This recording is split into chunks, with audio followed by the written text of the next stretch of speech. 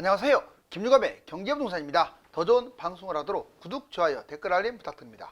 방금 미국 긴급 발표, IMF 금융위기보다 더 큰 충격, 기어이 미국에서 선거를 앞두고 거품 성장과 국가 채무로 인한 심각한 위기가 오고야 말았습니다. IMF는 매그니피센트 7과 금융을 제외하면 제조업과 경제 성장률이 역사상 최저 수준이며 미국 대선을 기점으로 사상 최악의 위기가 터질 것이라고 경고하고 있습니다. 겉으로는 성장률이 높아 보이지만 실속은 마르크식 허구주의 이익이며 국채, 달러, 주가, 부동산 거품이 최고치에 다다른 상황입니다. 유료상담은 010-2616-6276 제가 직접 매수타임과 입지를 전해드립니다. 지금 바로 전화 주십시오. 방금 미국 긴급 발표 IMF 금융위기보다 더 큰 충격 정말 심각합니다. 지금 성장률 계속해서 거품으로 주가도 신고가를 찍고 가고 있었는데 그게 내막을 들여다보니 문제가 있었던 거죠.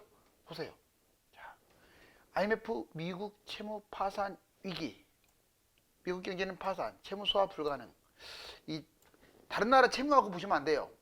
뭐 중국 300%, 일본 400%, 우리나라 뭐 270% 이거하고 미국하고 개념이 다릅니다. 자, 미국은 지금 채무 규모 그리고 심각성 해결 방안 과연 어떤 상황인지를 볼까요? GDP 대비 125% 채무 역사상 최고 위험 수위. 지금 이것 때문에 항상 때만 되면 뭐 파산이네 어쩌네 이런 얘기가 나오고 있잖아요. 채무 35조 3천억 달러. 와, 어마어마합니다. 35조도 넘겼고 계속 늘어나고 있어요. 지금 1년에 3조 달러씩 급증하고 있는데 그 추이가 더 커졌어요. 이제 즉 연간으로 따지면 GDP의 10% 이상, 10% 이제 내년에는 아마 15% 이런 식으로 급증하는 거예요. 지금도 이거 감당 못 하거든요. 하루 이자 30억 달러, GDP 150%가 넘어갈 경우 파산한다라는 결과가 있습니다. 얼마나 심각하냐면요, 강력한 경제와 지금 미국은 강력한 경제, 세계 압도적 2위의 경제력, 그 다음에 화폐, 달러라는 엄청난 무기를 가진 나라가 결국은 이 부채 때문에 파산 위기, 거기에 내몰릴 수가 있다. 미국 경제 거품 성장, 사실상 이게 문제였죠. 여러 번 지적했지만 채권, 주가, 달러, 부동산 비상적으로 이런 것들이 좋아지니까 아, 미국 경제는 화랑기다, 최고다, 주가 뛰고 채권 올라가고 미국을 누가 당할 것이냐 이렇게 알아왔는데 아까 말씀드렸지만 매그니피센트 7이라든가 또는 요즘 AI주 5 이걸 빼버리면 남는 게 없어요. 사실상 걔들이 주도한 거고 정말 우리나라처럼 우리나라보다도 심각한 것 같아요. 대부분이 좀비 기업도 상황에 놓여 있고 일반 소상공인이나 또는 뭐 중소기업 이런 데는요 정말 성장률 자체가 제로에 가까워요. 자국 보호무역을 추진하게 되면 중국이란 나라는 얼씨구나 좋다 할 겁니다. 이 뭔 생뚱맞는 소리냐. 자, 자국 보호무역을 아마 누가 되든지 간에 추진할 건데 이제 여기 보시면 이제 보호무역 추진하면 경제 성장률이 추락할 수 있냐면 이제 문을 닫을 거 아닙니까? 자기 나라만 이익을 하게 되면 처음에는 성장하는 듯 하다가 다른 나라하고 이렇게 교환이 안 됨으로써 아마 추락할 가능성이 커요. 지금은 자유시장 경제를 따라야지 이제 독불장군식으로 관세나 올리고 어떤 보호무역을 하게 되게 되면 경제적으로 이제 장기 흐름을 봤을 때 추락할 수밖에 없습니다. 그럼 해결 방안이 있느냐? 먼저 부채 해결하는 과정은 네 가지가 있어요. 성장률을 계속 올리는 거죠. 실질적 성장률, 거품 성장률 말고 마르크식 성장률 말고요. 실직 성장률. 자, 과세, 세금을 걷는 방법이 있고 인플레이션, 그 다음에 전쟁 네 가지 방법이 있는데 뭐 성장률을 키우는 길밖에 없겠죠. 실질적인 경제 성장률을 통한 부채 감소가 최선입니다. 근데 지금은 그냥 경제 성장률이 실질적인 게 아니라 마르크스식 허구적 성장률이란 말이에요. 미국 국력을 활용하고 미국 국력을 잘 활용해서 성장률을 높이는 게 최선인데 지금처럼 우선 빚을 지는 게 편하잖아요. 재원을 차입하는 방법 이렇게 갔다가는 더 끝장나겠죠. 이걸 피해야 합니다. 보시면 자 한번 볼까요? 부가 얼마나 미국이 불평등한 수준인지. 자 보시면 탑 1, 그러니까 1%가 차지하는 비중, 와 20%예요 여러분들. 1%가 20%의 부의 규모를 차지하고요. 그 다음에 하위 50%가 차지하는 것은요 겨우 20%예요. 세상에 상위 1%가 20%의 부를 갖고 있는데 하위 50%, 하위 절반이 갖고 있는 것은요 겨우 10%예요. 이러니 오히려 하위 50%가 1%만 또 못하니 난리가 나는 거죠. 그래서 실질적으로 미국 국민들은 지금 경제가 아주 불황이다, 힘들다. 왜? 월급보다도 물가가 너무 많이 뛰었고 지금 그렇게 가고 있어요. 뭐 호황이라고 말은 하는데 나아지는 건 없고.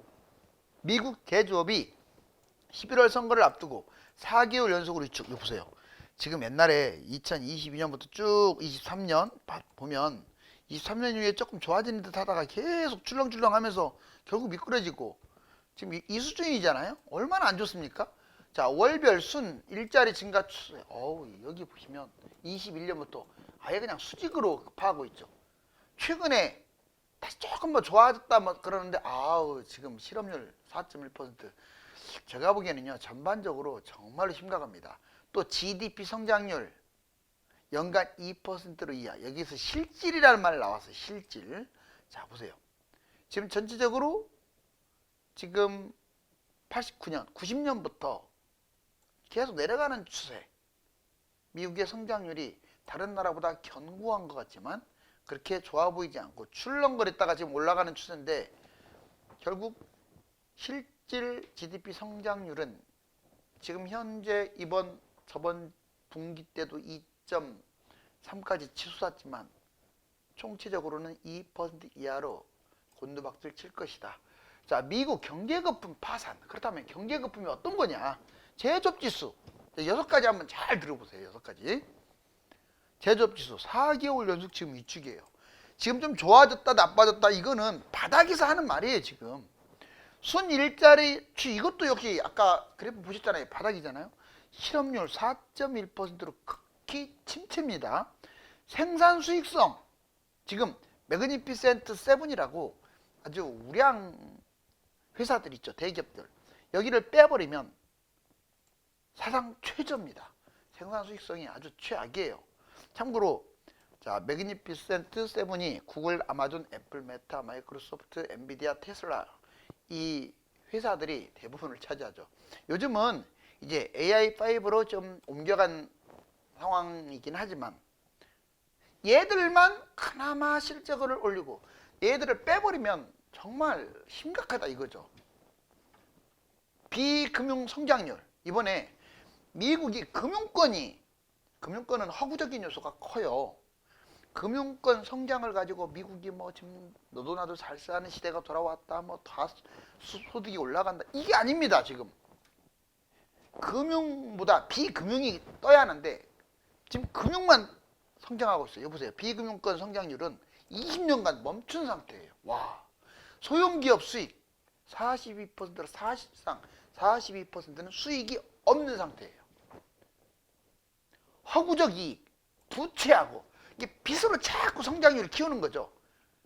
금융권으로만, 비금융이 아닌 금융권으로만 막 이렇게.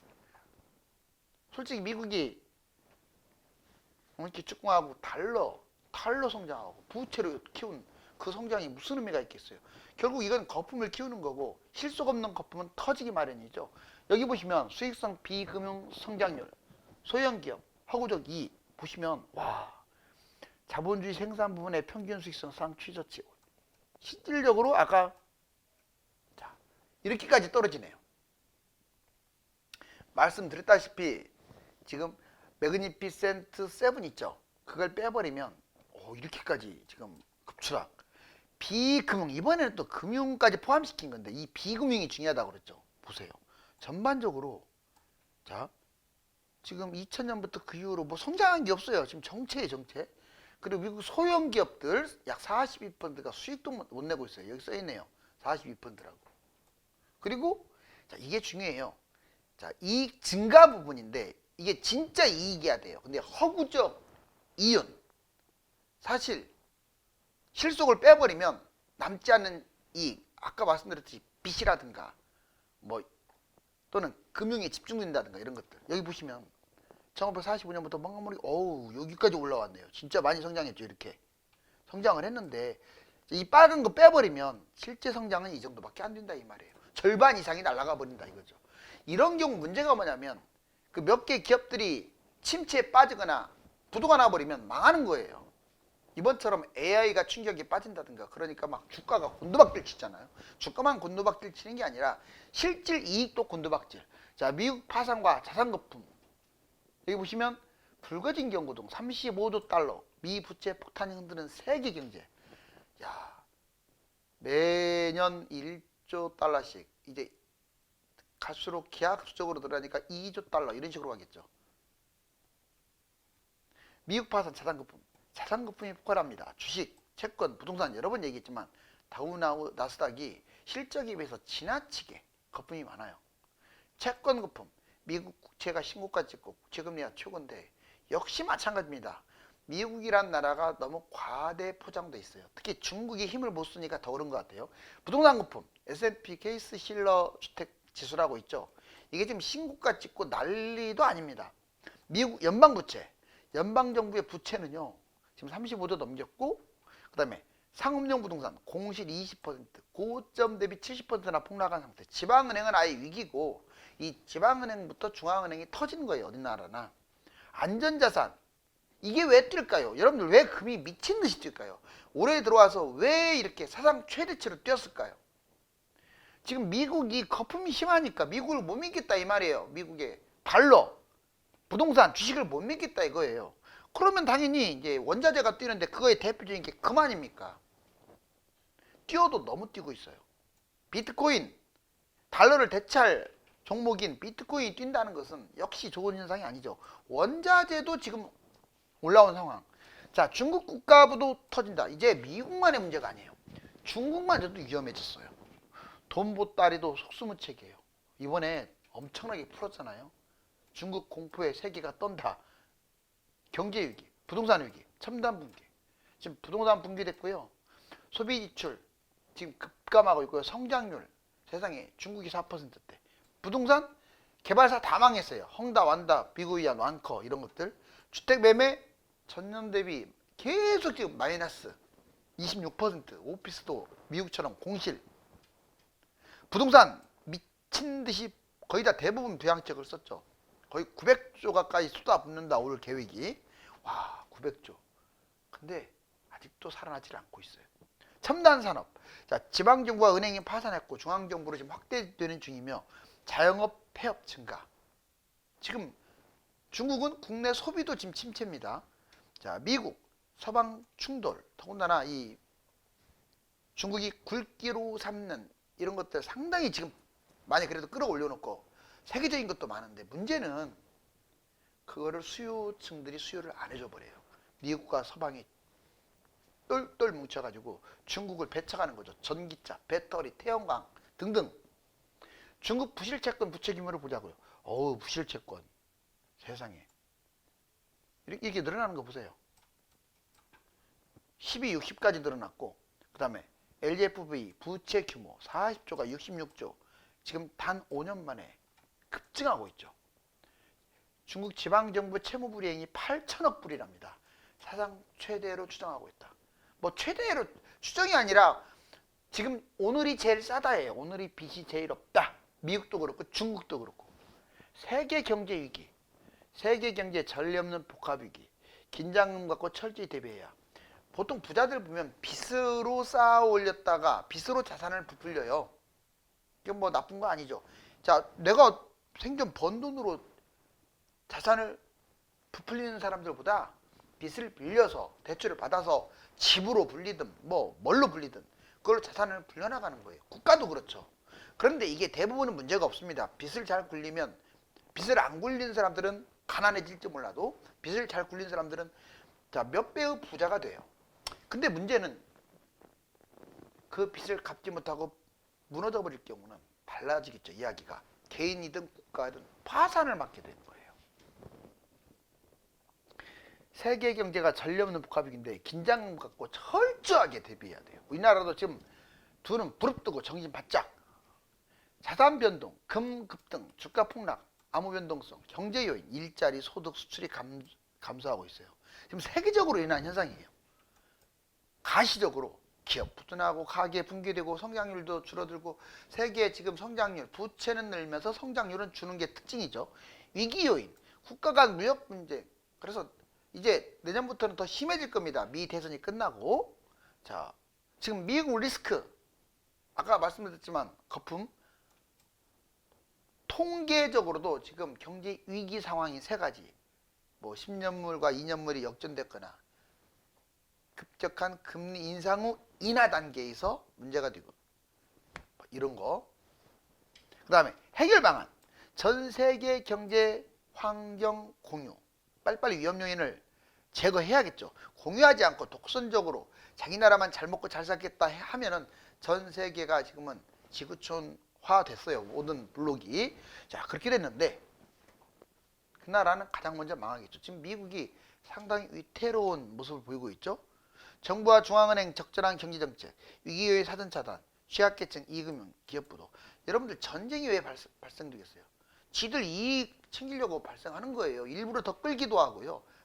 일부러 전쟁을 일으키기도 하고. 아까도 말씀드렸지만 부채를 갚거나 경제를 성장시키는 네 가지 요인 중에 하나거든요. 전쟁이. 미국 자산 3대 기품, 주식 버블, 주식 사지 마세요. 웬만하면. 집값 버블 조심하세요. 달러 버블, 이 세 가지 달러로 바꾸지 마시라고요. 자, 집값, 미국 집값을 왜 삽니까? 미국 부동산을 왜 사요? 자, 이제 이거 한번 보실래요? 부동산 여름에는 올라가고 겨울에는 정체. 여름에 상승, 겨울에 하락이 아닙니다. 다시. 자, 이게 0이에요. 그러면 여름에는 올라가고 겨울에는 그냥 보합이라고 보면 돼요. 보합. 자, 볼까요? 2014년 이후 계속 반복됐어요. 자, 15년부터 볼까요? 15년. 오, 1월달 이게 빨간색 그래프 이렇게 쭉 그려볼게요. 이렇게. 이게 지금 빨간색 그래프 보이시죠? 지금 점으로 이렇게 찍어놓은 게 7월달이에요. 자, 7월달 되니까 이렇게 올라왔네요. 1월달에는 낮았다가, 그죠? 7월달에 올라오죠, 이렇게. 여기는 많이 뛰었네요, 7월달에, 그죠? 1월달에는 내려가죠, 또 이렇게. 7월달 올라가고 1월달 내려가고 7월달 올라가고 1월달 내려가고 7월달 올라가고 1월달 참 거의 뭐 100%입니다. 근데 7월달만 뛴다기보다 집값이 한 2월달부터 시동을 걸어요. 2월. 그래갖고 3월부터 이렇게 올라갑니다. 완전히 쭉 올라가다가 정점을 7, 8월에 찍어요. 그리고 9월, 10월은 좀 내려옵니다. 상승폭이 줄어드는 거죠. 하락이 아니라 상승폭이 줄다가 11, 12, 특히 12월, 1월 이 두 달은 마이너스가 되거나 아니면 보합, 약보합이 되거나 이렇게 가요. 그러니까 결국은 자, 봄, 여름, 가을은 상승, 겨울은 보합 및 하락 이렇게 되는 건데 이게 지금 다만 여기 이때는 예외가 됐네요. 22년에는 급격한 금리 인상으로 폭락을 했죠.